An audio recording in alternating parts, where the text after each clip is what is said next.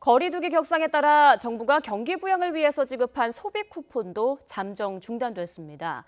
경제와 방역 두 마리 토끼를 잡으려는 정부의 고심이 담겨 있었다지만 오락가락하는 대책은 비단 소비 쿠폰만의 문제가 아닙니다. 이정미 기자입니다. 여행과 외식 분야 소비 쿠폰 지급을 재개한 건 지난달 22일. 자영업자를 돕고 경제도 활성화한다는 취지였습니다. 하지만 확진자가 연일 300명대로 급증하면서 비판이 쏟아졌습니다. 방역에 역행하는 정책이라는 겁니다. 갑자기 이런 할인 쿠폰이 생기면서 사람들이 더 활발하게 움직이면 또 어떻게 보면 이게 더 커질 수가 있잖아요. 적어도 올해까지는 조금 서로 조심을 해야 되지 않나. 그래서 거리두기 단계가 상향 조정되면서 결국 소비 쿠폰도 중단하기로 했습니다.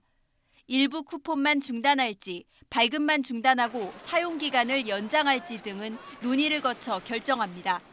어떻게 중단할 것이며 또한 중단에 따라서 추후에 연장을 하는 방안들을 어떻게 할 것인지 관계부처 등 간에 협의를 하고 있는 중입니다. 정부는 지난 8월에도 소비 쿠폰을 지급했다가 발급 이틀 만에 중단했습니다.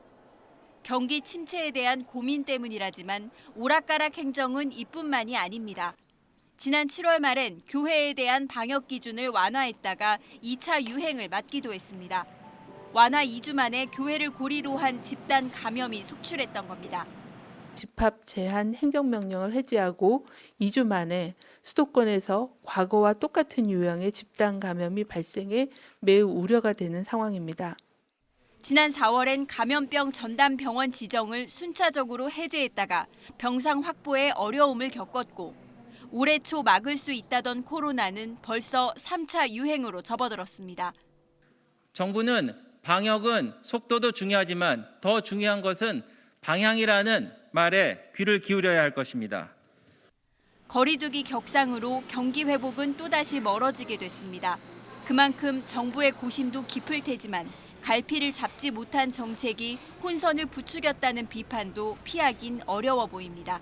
YTN 이정미입니다.